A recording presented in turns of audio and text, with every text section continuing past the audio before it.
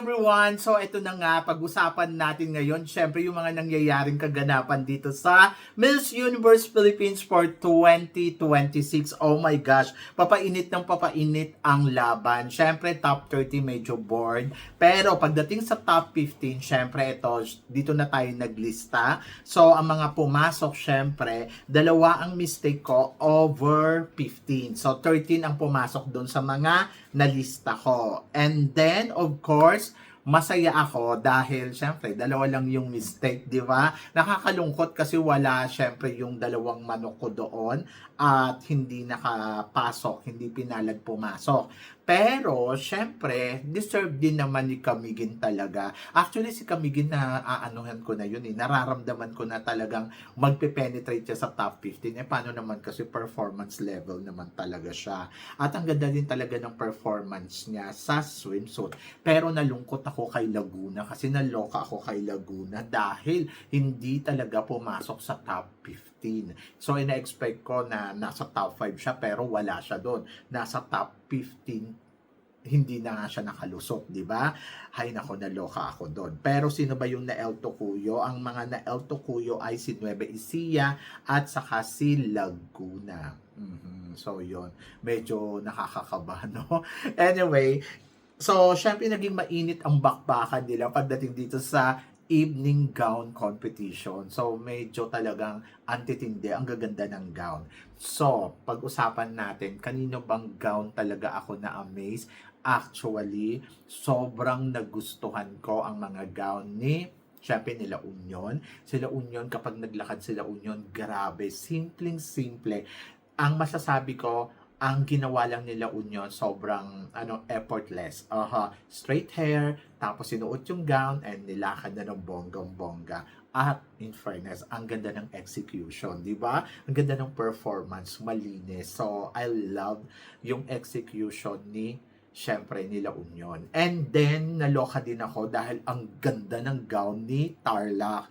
Oh my gosh. So, una, sabi ko parang ang hirap dalhin. Pero, winner, panalo, at talaga naman masasabi ko, bongga ang kanyang gown. So, para siya naglalakad sa red carpet at beauty queen talaga. So, sabi ko nga sana napihit pa konti yung design, ay panalo yon. Pero talaga winner talaga yung gown para sa akin ni Tarlac. And then of course, amazing performance si Cebu City, April Smith. Oh my gosh, naloka talaga ako sa performance niya. Sobrang panalo. Ang ganda ng lakad, ang ganda ng performance, ang ganda ng cut ng gown, ang lakas maka-elegant, para na siyang nasa Miss Universe. Actually, silang dalawa nila Union, para silang dalawang nasa Miss Universe. Napansin ninyo?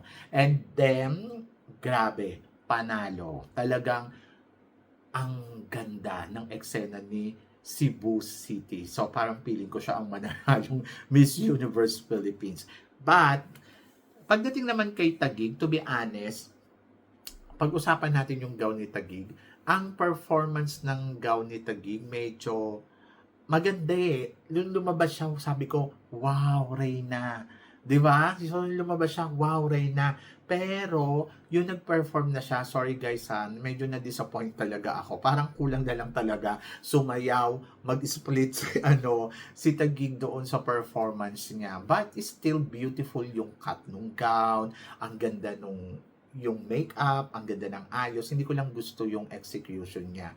Kasi parang kulang na lang sumayaw, lalo na yung gumano. Parang kasi nga 'di ba ballerina siya.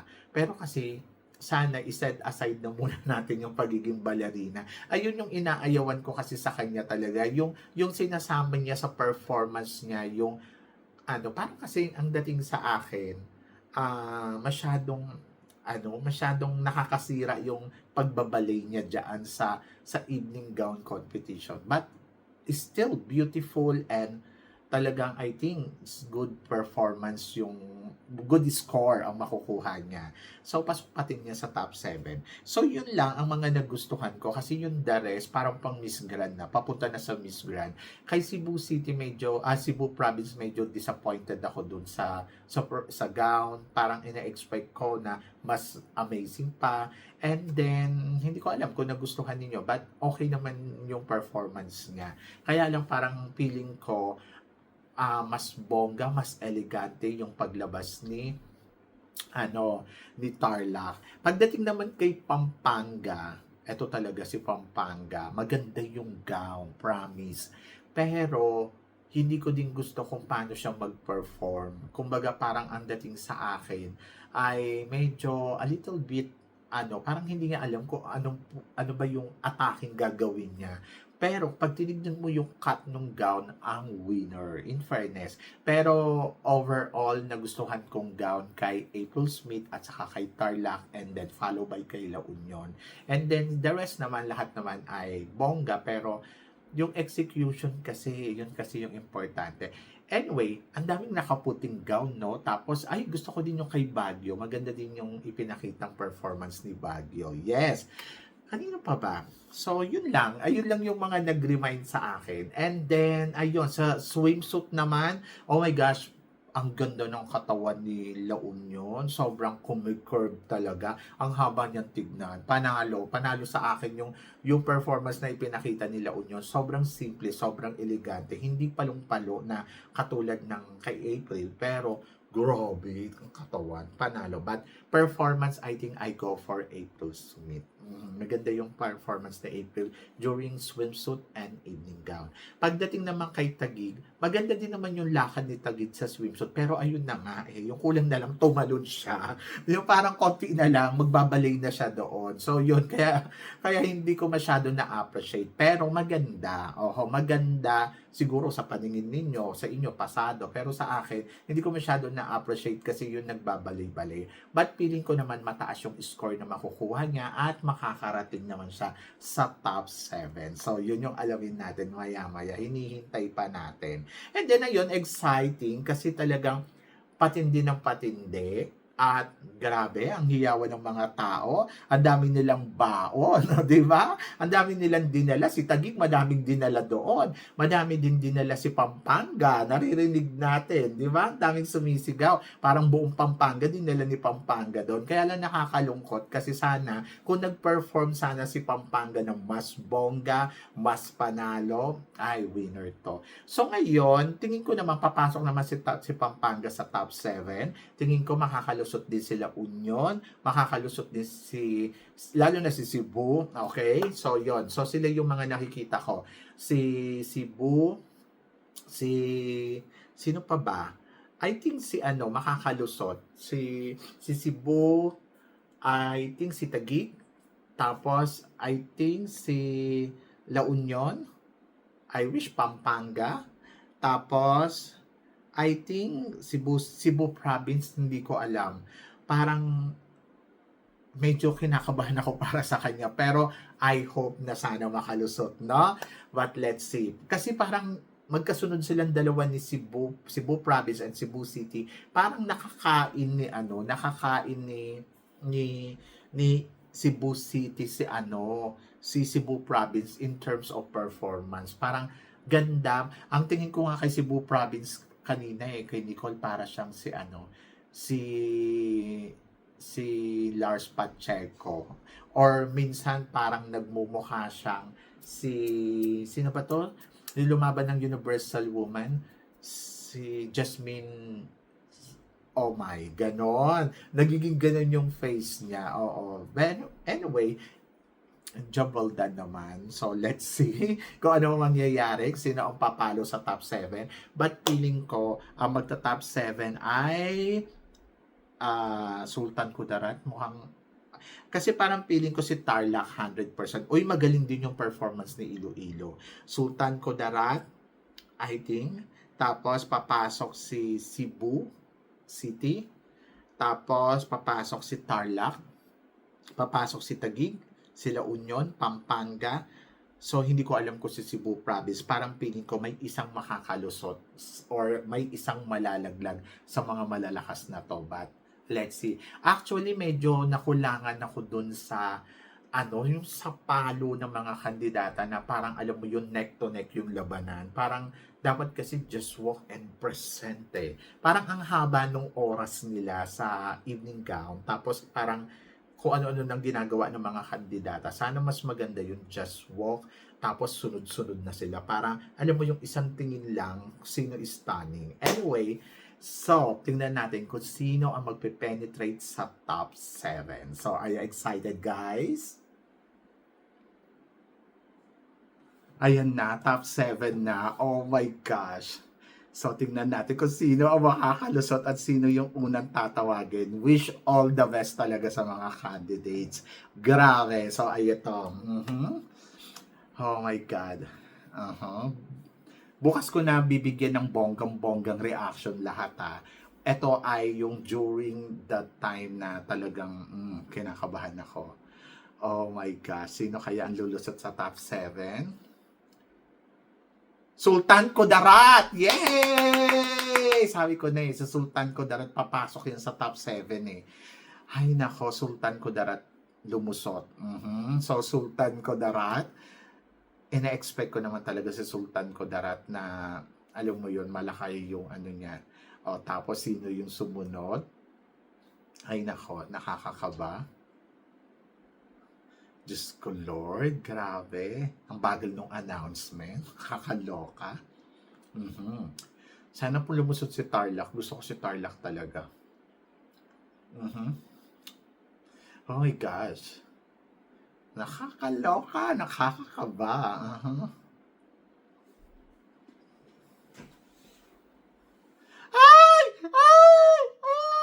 Pumasok na sila Union. Pumasok na sila Union. My gosh, ang ganda talaga nila Union. Ano talaga siya, yung itsura niya, ano lang, parang, alam mo yun, sobrang effortless. Oho. Yes. Oh my gosh, thank you Lord. Si Cebu, papasok to si Cebu City. Aha, nakakaloka. La Union, nandiyan na. Pampanga, I think. Oh my gosh. Cebu City! Yay! Oh my God, si Cebu. Ang ganda ni Cebu. Pwede sana mabigyan to ng corona kung di mag-Miss Universe Philippines. Deserve niya. Ngayon, gusto ko siyang sumali talaga sa supranational. So, yun. Kahit universe pwede din. Anyway, so tingnan natin kung ano magiging resulta nito. 3 dahil! Nako, nakakaloka. Anyway, nandyan naman na si syempre expected na natin papasok si Taguig. Oh my God, si Tarlac pumasok! Sabi ko na nga ba papasok si Tarlac eh. Oh my God! I love Tarlac. So, 4, 3 na lang.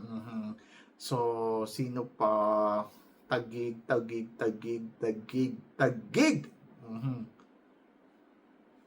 Oh my God. Himatayin ako. Si Taguig, sabi ko na eh. Ay, ang ganda! Yes, Taguig. Pampanga. So, oh my gosh. 2 na lang. Sana pumasok si Cebu Province. Si Baguio. Oh my God. Ay, nako, nakakaloka. Ayun, 2 na lang. Oh my gosh. Ay! Pumasok na si Cebu Province! Pampanga! Uy, ang ganda din ng gown ni Justin Pilisarta pala. Nakalimutan ko. Sobrang winner din. Justin Pilisarta, I think, sana lumusot sa top 7. Pampanga. Ayan, sino daw? Nakakaloka kasi yung announcement nito. Hindi ko kasi pwede i-sounds. Ay, Pampanga! Yes! Oh my God! Nawala na kasi si Laguna. Pero kasi parang feeling ko, number 8 ko kasi si Sultan Kudarat. Kaya parang feeling ko, iaangat ko na. So it's almost lahat ng top 7 ko pumasok. Kaya lang, nawala na nga si Pampanga. Anyway, so I'm so happy kasi yung arrangement. Kung titignan natin, kasi parang nawala dun yung isa. Parang kung iaangat mo, yung magkakasunod. O, di ba? Okay, aanuhin ko. I-announce ko sa inyo kung sino yung kung sino yung mga ano, kung sino yung mga napili ko sa top ha. Okay, so eto. Ipapakita ko sa inyo. Okay. So yung number 8 ko si Sultan Kudarat. Number 7 ko si Cebu Province. Number 6 ko si Tarlac. Number 5 ko si Laguna, kaya lang wala na si Laguna. Tapos number 4 ko si Cebu City. Number 3 ko si Taguig. Number 2 ko si Pampanga. Number 1 ko si La Union. So, kung tatanggalin natin si at iaangat natin yung mismong arrangement ko, ayun talaga. Kumbaga parang pag nawala yung isa, aangat yung isa. So, 6 yung talagang eksakto sa 7 ko. Pero kasi, since nawala na si Laguna, number 8 ko pa rin si Sultan Kudarat. Actually, si Sultan Kudarat gusto ko talaga iangat yan eh. So, pinagpipilian ko silang dalawa ni Pero, ang perfect, di ba? So, yon. Ayun. So, tignan ninyo. Di ba? So, ang perfect. So, andito si si Sultan Kudarat sa number 8 spot. Tapos sumunod ay si Cebu.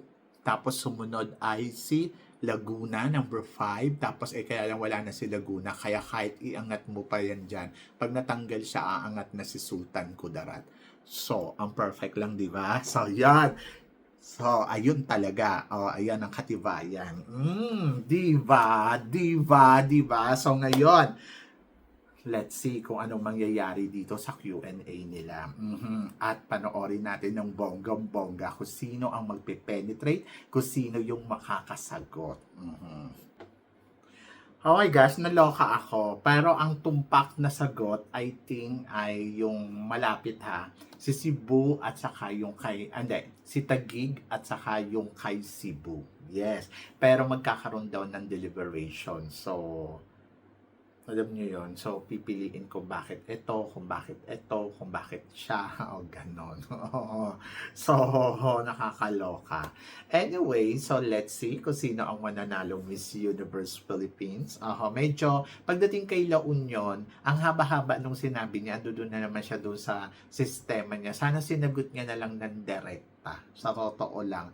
I think yung kay La Union, masyado na siyang doon sa yung sa story. Kung tutuusin yung sagot lang naman, dapat nga siya nga yung makakasagot nun kung bakit niya work it i-represent ang bansa natin sa international stage, di ba?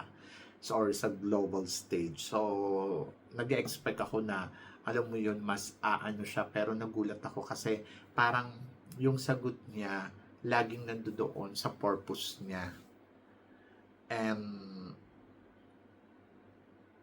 parang hindi niya nasagot yung tanong.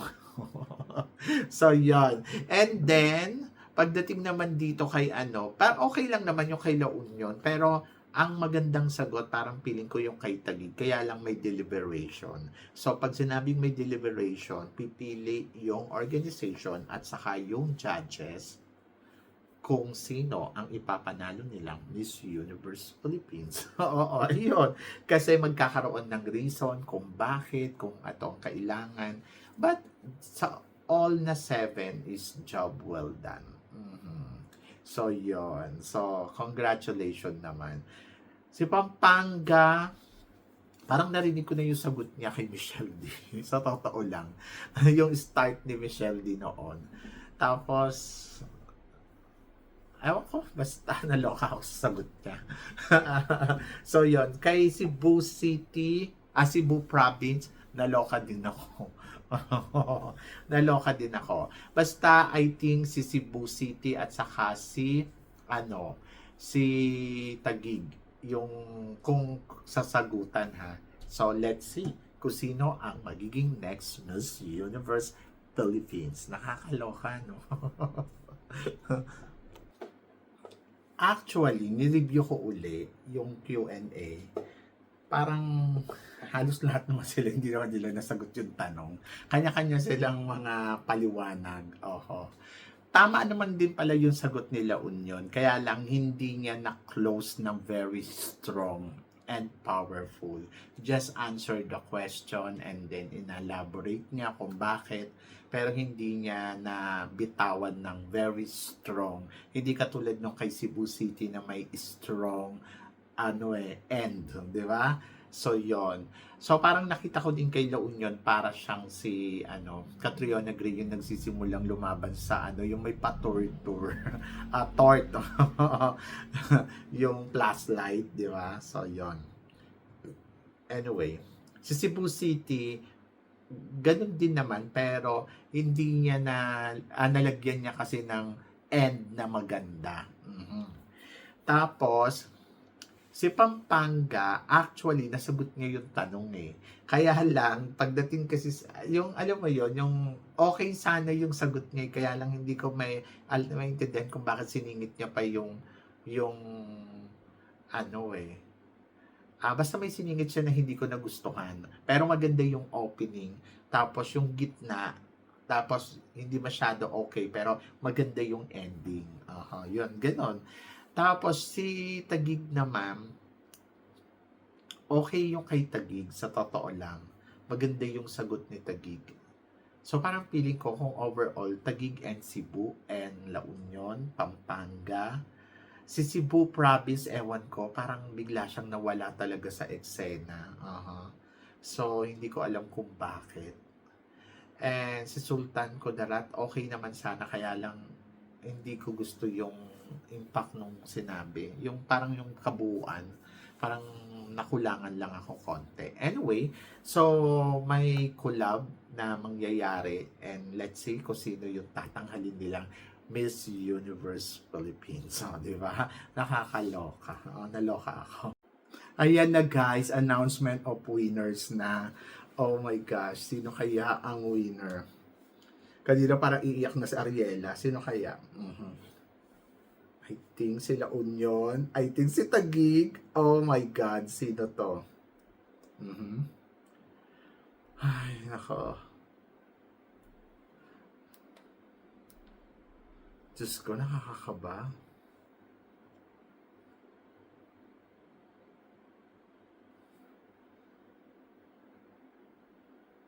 Yan na!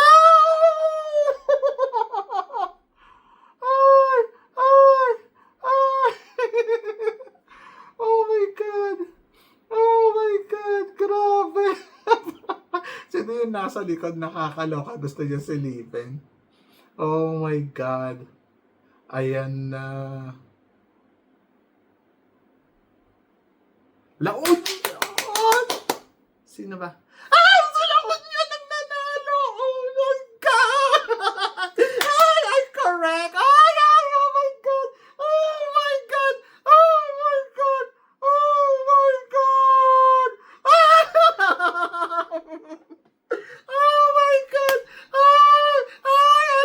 Laban sa kailangan lang i-train siya ng bonggang-bongga. Oh my God, ay, naku, Diyos ko, Lord, hindi ako makahinga. Ayun, the Miss Universe is La Union. Oh my God, ay! Ay! Diyos ko, hindi ako makaget over. Ay! Ay! Ay! Sayang naman yung So, sino yung papadala sa ibang Ayan, sila Union. Umiyak siya. Oh my God. Maganda naman yung sagot niya, kaya lang masyadong elaboration. Yung, alam mo yung masyadong inelaborate. Ay, nako, naloka ako ng bonggang-bongga. Panalo yan.